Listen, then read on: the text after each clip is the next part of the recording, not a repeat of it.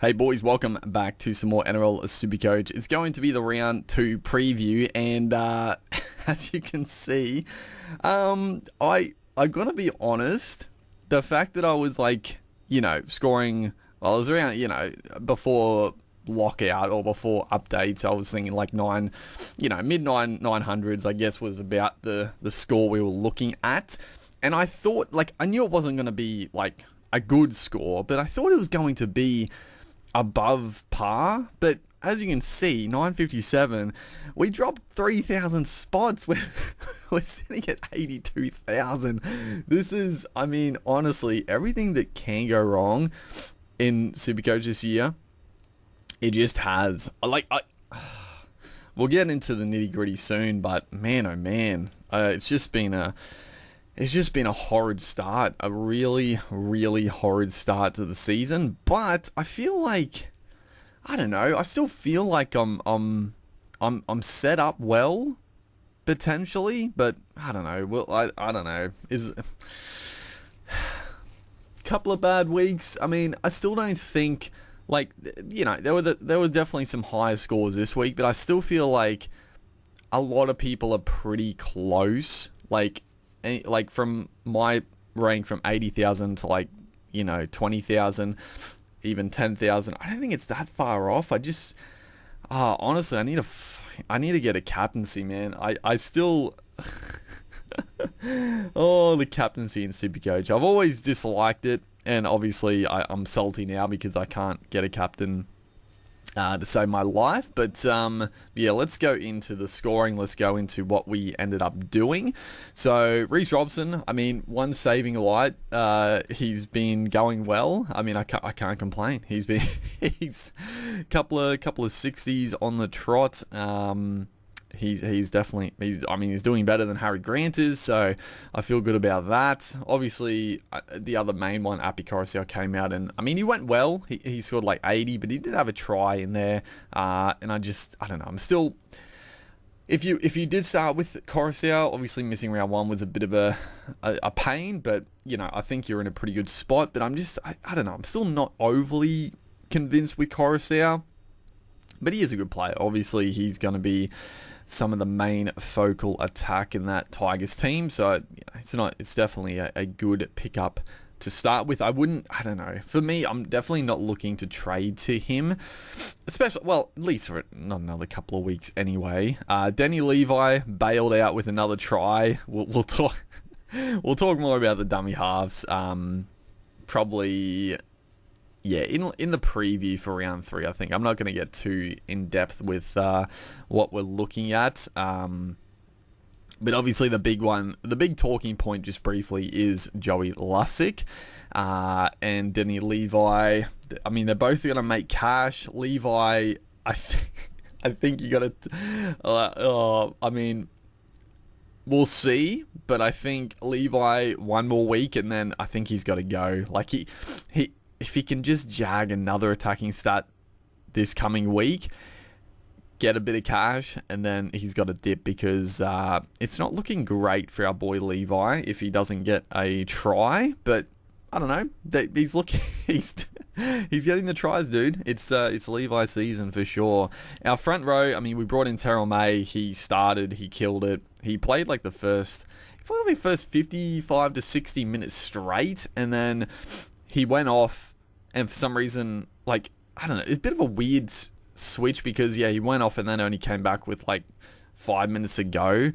I get that he was playing well, you wanted to keep him out there, but I don't know, it seems strange to not have your best forward out there in the final, 10 minutes of the game. They brought him back when the game was done, but... yeah, 430k. If you still don't have Terrell May, you just have to get him. He's far and away the best front row option for the price. There's no question about it. And then we did end up going Liam Henry. Obviously, I talked about the fact that I had Spencer there as a free loop, basically.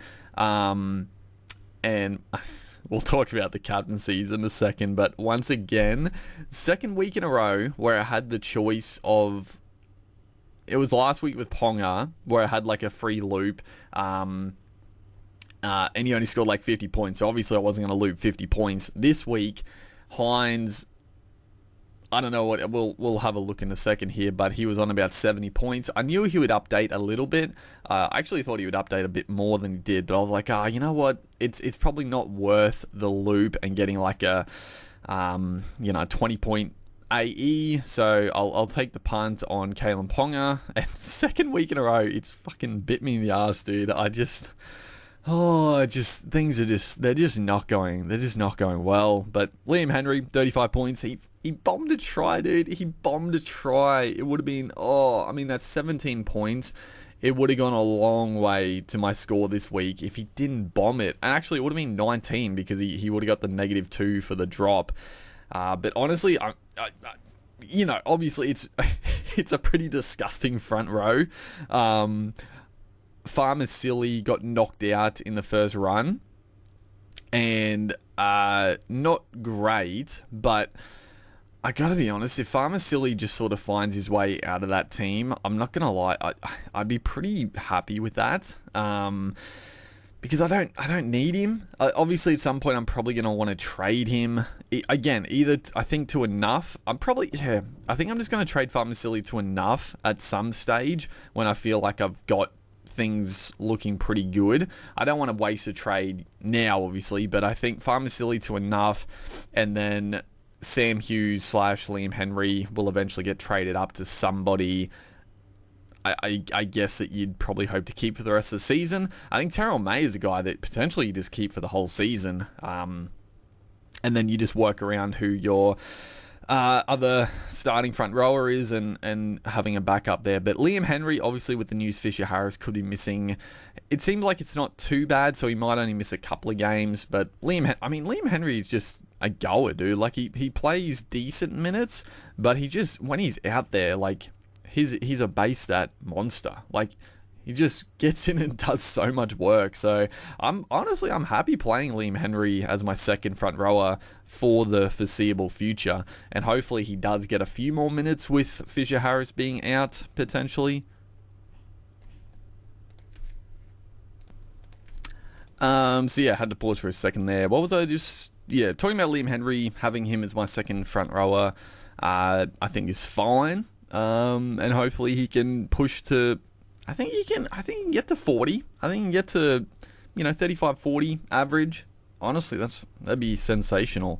The back row, so, it's just, what do you say? Hilam Lukey injured. He's now gone for a decent stint with that high ankle syndesmosis. He's getting surgery, so the silver lining here is that there's a couple of back rowers that are like not must-haves, but they're definitely guys that I would like to bring in. And as it stood, I was like, who do I trade? Like, do I get rid of Fermor after waiting on the bye, and then he'll play this week? All the other guys were sort of like, their prices, like, I still think there's good value. But now Hilam Lukey is gone. He's actually the most expensive back row I have, so I guess it works out fine. There's, Josh Curran, obviously, is come into consideration. Joe Chan, who I still don't have, he did get a beautiful try assist. Same with Elliott. How good was that, man? On the inside of Pappy twice by the back row is so good. But Joe Chan, I can free up so much cash by going to him. Curran is an interesting one because if he can get the dual front row forward 2RF option, honestly, you could just run Terrell May and Curran as your starters for basically the whole season. It would be superb. And then having Liam Henry on the bench, and then nothing out a guy who can switch. It'd be nice. So that's why I don't know. Again, we'll talk more about it in the preview, because there's honestly, the start of the season has been absolutely piss poor, but the exciting thing this week is that I've got cash to play with. I've got some big trades potentials. Like, there's a lot of moving parts that could definitely help us out. And I still think we got 240k in the bank, so we've got some room to work with. And there's a lot of options at play, and I think like we got good depth in the team. Like that's the thing I'm still happy with. It's just they're just not performing. Oh, they're just not performing. But I just need one of the guns to get a big captain score for me to boost up the rankings again. But yeah, Piakora, 48. I mean, he looked pretty good. That was pretty much all in base. Like I'm pretty happy with him. He just I just need some of these back rowers to kill it. But it's just not quite happening. Tupanua is a bit of an issue because he only played the 60 minutes. I think, yeah, it was only like 60, 65, I think. And the rotation seems to be... So Sia Wong goes off in like the 30th minute mark. Butcher comes on for his edge. And the back rows and middles switch around all over the shop in that Roosters team. It's insane. But then Sia Wong has a big spell on the bench, and then he comes on for Tupanua, who gets the rest of the time off. Now, I don't know if that's going to be the same going forward, but if it is, I think Tupanua, he is really cheap, so it's not like a pressing issue to trade him out by any means. He still has the attack in him. I mean, he had a try assist. I mean, there's so many inside plays, dude. So many. His was the exact same as Pappenhausen. Just a beautiful little inside ball to Tedesco. And I thought, here we go, we're on here. But then Tupanua just didn't really touch the ball for the rest of the game. It was very frustrating. But yeah, it is what it is. Thermal, obviously back this week. We'll get a good look at sort of his, I guess, see how he goes with Fafita back, and hopefully Foreign, even though he'll probably be on the other side of the field, which I'm not too disappointed by. It's just hopefully he just gets in and does a lot of work. Sean Lane, 62. I mean, he did get a try. Only 62 points is not the best, but I mean, I think people are getting a little bit concerned with Sean Lane. They're getting a little overly concerned. I'm not too bothered. Like, he's playing 80 minutes. I don't think he's had an offload to start the year yet. I mean, the offloads will come. He'll get a few more tackle busts. Like, it's very sort of meat and potatoes at the moment for Lane. But I think, you know, he's got the ability to get those offloads. Dylan Brown swooping around. Like, I'm still feeling pretty good about Sean Lane. Just the fact he's playing 80 minutes. I don't know. He might still stink it up, but I'm not too bothered at the moment. Morgan Smithy's 49. He did play the 80 minutes, but it was a high-scoring game, so he didn't have to do as much work defensively and offensively. So, I mean, Smithy's gun. Our halves, I mean, the halves did better, and I mean, they did better than most other halfbacks. Hines with the 75. I thought he was going to update to like 80 points, honestly, but he updated to 75. Cleary with the 73. In hindsight, I mean, I should have taken the loop on Hines, but I mean, that if I did that, then I wouldn't have traded in Liam Henry last week, and I probably would have wanted Liam Henry this week. So I'm still happy I got Liam Henry last week just to save me a trade.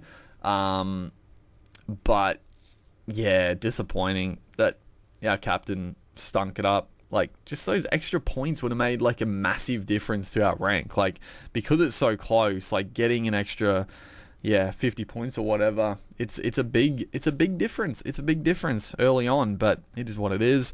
Dylan Brown, 65. I mean, he did have 2 try assists. So people are a little bit worried. And I mean, don't get me wrong. I mean, looking back, I'm like, I wish I started Luke Brooks.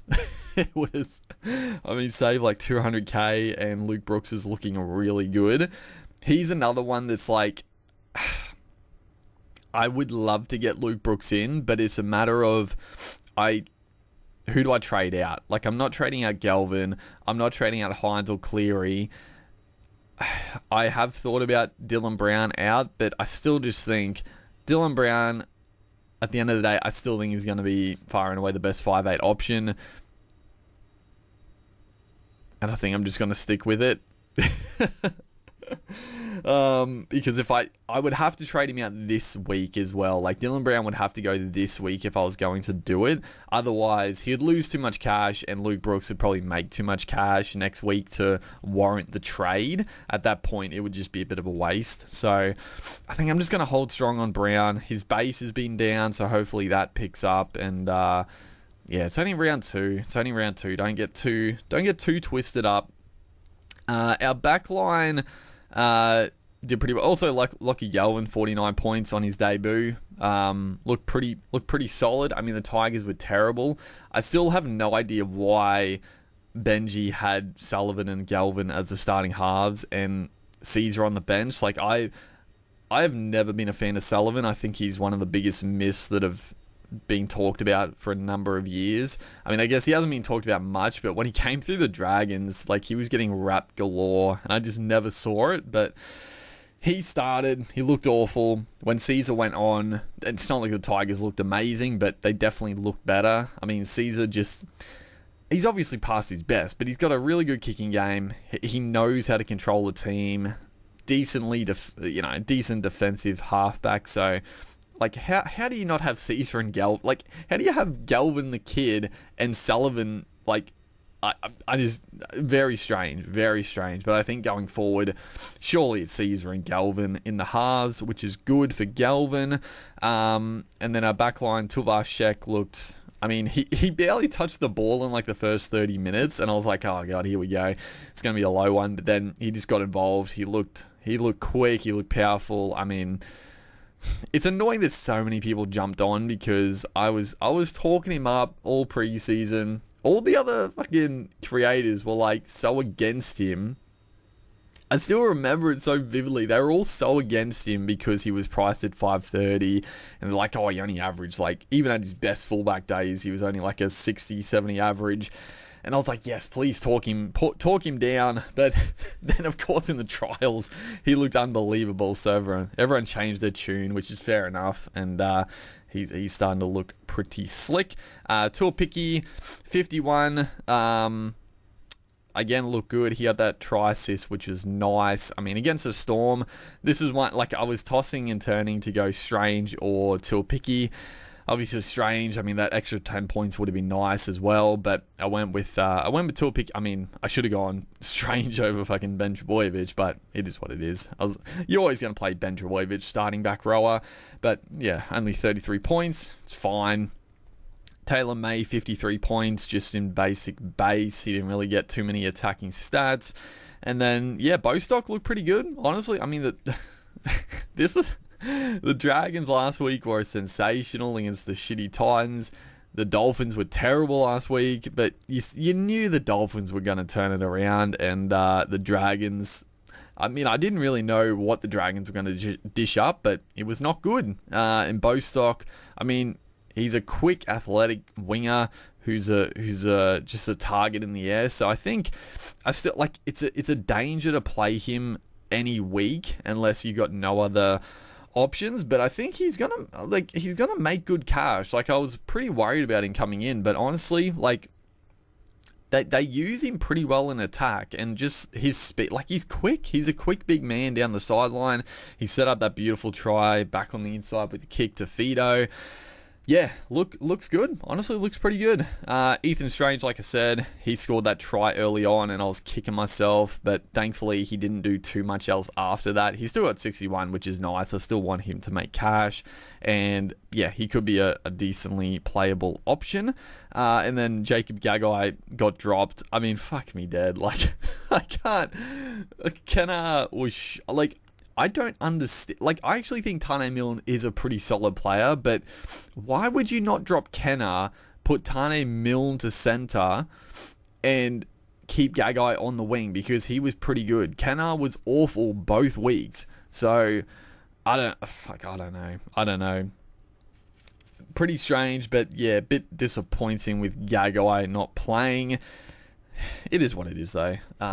At some point, we'll look to trade him off to somebody, but it's not too pressing at the moment. And then our fullbacks, fuck the fullbacks, man. Tommy looked really good. Again, he only scored 54 points, but he was just so involved in that game. Like he was, he's so close to going massive, I feel like. And I'm still happy to own him. Like it's just, yeah, I feel like there's a big score coming for Tommy soon. Kalen Ponga, I got to be honest, after that game, I was like, Ponga's gone. He's got to go. The Knights look shocking. Ponga is just not getting involved. Like, it's just so frustrating to watch the Knights because Ponga is just sort of standing behind the play the ball. He's just standing behind the play the ball so often in the attacking zone, and they're just not utilizing him on attack. Like, I don't remember seeing any sort of left side sweeping plays from the Knights in these opening couple of weeks. It's like, what are you doing? What is happening? I don't get what the Knights are fucking doing in attack, but at the end of that game, I was like, he's got to go. Like, I'm definitely using a trade boost, but yeah, I don't know. The thing is that the money is not that big an issue at the moment. Because I got 240k in the bank, I could potentially keep Ponga. Like, my initial thoughts were, Ponga's got to go, and honestly, Pappenhausen was like, he's got the bye in round 4, which is annoying, but honestly, I don't really care. It saves so much money, and I mean, Pappenhausen's going to make a lot of cash. He's not goal kicking, but I mean, Tom Trbojevic doesn't goal kick, or Tedesco, so or Walsh. Well, Walsh actually will kick now with Reynolds being injured, but I don't. That was sort of my initial thoughts, but the more I look at my team, I'm like, maybe just hold Ponga. The thing is with Ponga, like, you know, a big one, he's going to get a try. He's going to get a couple of try assists. He's going to get a big score soon. It's just, the issue is that it's just not consistent like it was at the back end of last year, which, I mean, honestly, coming in hindsight, you're like, yeah, should have known. The Knights, like, they went on a run, but really, looking at their team, it's not that fucking good. Like, it's pretty shit. So, like, he's gonna get a score, but the consistency is not there, and at 900k, it's not worth it. But I've held him for 2 weeks now. They take on, well, I guess they take on the Storm this week as well, so it's not a great matchup for Ponga either. But we'll go through quickly, sort of quick thoughts at each position, and because we're gonna make 3 trades. So if I've got a trade there, I do think getting rid of Ponga is probably the right decision, but we'll see. So dummy halves. Robson, I'm still happy with. Like, yeah, he's fine. Like, he's got a couple of attacking stats last couple of weeks, but he plays the 80 minutes. He is going to get the odd attacking stat, and hopefully this year he does get a few more, because last year he didn't. So we started out well. I'm happy with that. Danny Levi, he is going to make cash. I think at the moment, I'm leaning towards holding him for this week. Again, getting another look at Lussick, because, I mean, again, if Lussick, you never know. Like, Lussick has gone from, like, he played 60-odd minutes in round 1 to, like, 77. He brought hands on with, like, 3 minutes ago, which is strange. But if Lussick this week plays, like, 70 again, then I'm pretty much just going to go Levi to Lussick. Like, I was thinking about going Robson down to Lussick, but the problem is I just don't want to have Levi. Levi is just going to be a nightmare if he doesn't score a try. He's going to get like 20 points. So any cash he makes, he's going to lose it. So I think Levi's got to go to Lussick probably next week, as long as Lussick continues the big minutes. I don't love Lussick still. Like, he's had a couple of attacking stats as well, but I think he's a better option than Levi in potentially a better attacking team anyway, I would say, with the Eels, so he might get a few more there. That's the initial thoughts. The front row, I mean, honestly, I'm happy to run with this front row for a while. At one point, like I said, I think Farmasili has got to get nuffed out. I don't think you need 4 front rowers this year. Like, I'm happy to have 2 starters and then 1 backup guy. I mean, the 2 guys have Terrell May's the only good one, but I mean, that sort of in a best case scenario, the long-term option is if I bring in Curran and he gets the duel, then Curran, what I could do at that point, the long-term plan is Curran comes in, he gets the duel, we nuff out Farmasili to a duel to our front row forward, and then we swing Curran up to our front row and bring the nuff in our second row, and then we could decide at that point if we're going to upgrade him or whatever. But then Curran and May are my front rowers with Henry or Hughes. Well, Henry and Hughes, I guess, as our bench. But at the moment, I'm happy to run with this front row. I just don't... Yeah, I'm not that concerned if we're missing out on points in the front row. I need to make up the big points somewhere. And then our back row, obviously Lukey's got to go. I think Curran is Curran's priority, but again, like Curran's a worry because he's had increased minutes 2 weeks in a row now with injuries, but he has looked really good. So I do like Curran. Hopefully he gets the duel. Obviously Joe Chan is there as well, but again, Joe Chan, I could wait another week on Chan, right? Because Chan plays this week. He will make money because he scored well this week and he's got a negative break even. But we can give it another week, right? He will make money, so it's not the optimal money-making play, but I think it's a safer play because then the Storm have the bye, and then the week after, we can get a better look. Like if Chan is still in the starting back row spot after their bye when all their players are pretty much back, then yeah, I think I just work out, do I get rid of Tupanua maybe for him? Do I get rid of Fermor? I mean, I guess even if Lane is stinking it up, maybe, but we can decide after the Storm's bye. So I don't mind that. Yeah, I don't hate it, honestly. And Tupanua, because he's so cheap, he shouldn't... As long as he scores well this week, he actually might make a little bit of cash, hopefully. Because he's only... I mean, his average is still like what he's priced at, so he just come down and score an okay one this week and he'll be fine. So that's the plan there. Not too much else. I mean, yeah, Chan... I guess Hosking, we'll talk about a couple of the guys in the preview, but fuck, you'd love Hosking, but it's a risk. Our halves, I mean, I'm set on the halfbacks. Like, the difference between Ponga, like the reason I'm so keen to get rid of Ponga is because there's other fullbacks firing. The halfbacks, dude, are terrible. Like, Moses had a stinker. Sean Johnson wasn't kicking goals and he scored like 20 odd points. Like Ben Hunt came back down to earth. Cherry Evans isn't really doing that much. So like, I mean, Jerome Hughes had a blinder, but like, Hines and Cleary are the best halfbacks. So I'm not really concerned that they're going to lose money, but I just don't care because I'm not trading them out, unless over Origin maybe. Dylan Brown, I mean, Galvin's obviously staying. Dylan Brown is... Maybe. I gotta be honest, I am so tempted. And if I do... Okay, so Lukey's got to go. So there's one trade. Our front row, we're not trading yet. Our hookers, we're not trading yet. So one trade with Lukey. Dylan Brown is... it's very tempting to just get Brooks in. Because Brooks... I think Brooks is going to have some, like, not great games NRL-wise, but he's just looking so good Supercoach-wise.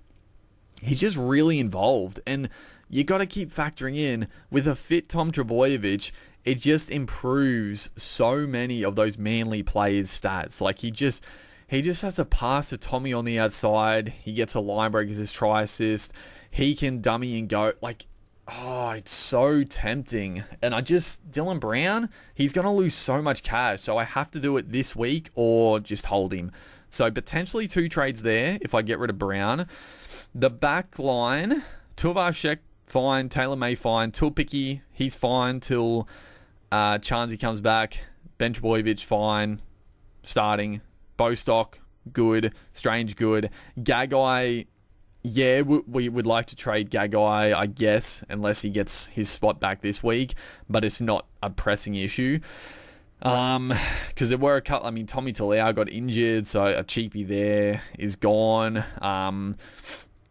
who else in the back line? I mean, I wouldn't have, like, this is the thing, like, I didn't go early on, like, a Zach Labard or a Zach Lomax, or even, like, a Val Holmes had a bit of a stinker, so a lot of those guys didn't do that well, so it's just, early in the season, some weird scores happen, but, yeah, backline I'm pretty fine with. Like, I wouldn't mind getting in another gun if I could, and that's the thing, like, if I trade Brown down, I would have so much cash, I could easily upgrade. I mean, I could upgrade Gagai to somebody as a keeper status, but it's like, do I want to do that? At the moment, I think I'm pretty happy with the backline, because Tuapiki, when Chance comes back, he's probably the prime candidate to get upgraded to a gun, and then the rest of it's pretty okay. And then Trebojevic is staying, Ponga is the only other guy. So honestly, the more I look at it, I think I might trade Brown out, because yeah, there's 2 trades with Brown and Lukey, and then Ponga is 3. Or if I keep Ponga, I could upgrade a centre wing. I mean, I guess I could upgrade a front rower as well, but I don't know. I'm not too fussed on it yet. So do I really downgrade Ponga, Dylan Brown, and Lukey? Holy I would have so much money. If I went to Papenhausen, I would have another, 200k? Even more? I would have, like, almost 500k in the bank. If I downgraded Brown, I would have, like, Jesus, I would have, like, 700,000. I mean, it's nice. It would be nice to have a kitty. And I gotta be honest, I think the Brown to Luke Brooks is actually, like, I think it's a perfect thing to do. Like, Brown, I think at some point I will want back. But, like, he's just... Yeah, I don't know. I mean, they had a good matchup round 1. I mean, he went well against the Panthers. You got to remember that. It was a tough game against Penrith. He scored 65, which I wasn't expecting big. He's up against Manly, so that'll be a good little battle, Brooks v. Brown. Then he's got the Tigers, which is nice. Raiders, pretty good. Cowboys, Dolphins, Manly again. Then he's got a bye. Yeah. Maybe after, like, their bye, that's when you look to bring him back. Or maybe you look to bring him back, like, basically round 13, when he's going to cover Origin. 13, 14, 15, misses 16. Sort of what I'm thinking, because how do Manly go? When do they have their bye? And who do they... Because they've had a pretty... I mean, that's the thing as well. Like, they've had a pretty tough start. Like, I mean, Rabbits weren't great, but Roosters, like, were meant to be good. Then they've got Para, Dragons, Panthers, tough. Warriors, Gold Coast, Eels, Raiders, Dolphins. Honestly, and then he's got to buy in round 13. So, I mean, planning for that long ahead is never really a great idea, but Brown to Brooks now, and then you'd probably want to have Brooks and Brown.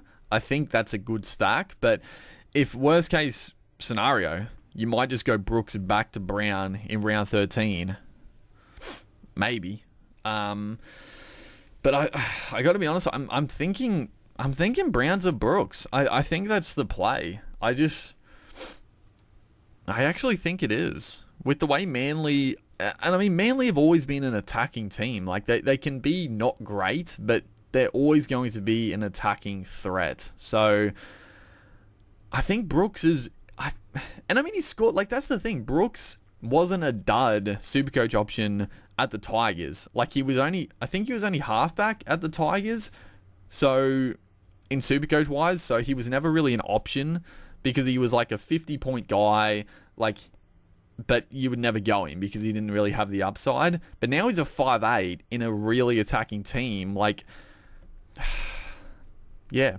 In hindsight, should have started with him, obviously. But I think that's the play. And then, yeah, Lukey, we decide we'll discuss more options in the back row because there's plenty. I mean, I guess if, again, I'm going to use the boost, so we could trade out 2 back rowers. I could get rid of Tupanua and Lukey and keep Ponga. So there's options. But overall, it's been a terrible start, but I still feel pretty good about the team.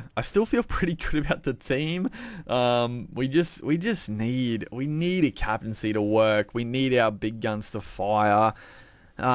We need to not have an injury for 1 week. That would be lovely. But yeah, other than that, hopefully guys are enjoying the content. Hopefully guys are doing better than I am, and we can jump up the ranks together. But other than that, thank you guys for watching. Make sure to like and comment, and I'll see you in the next one.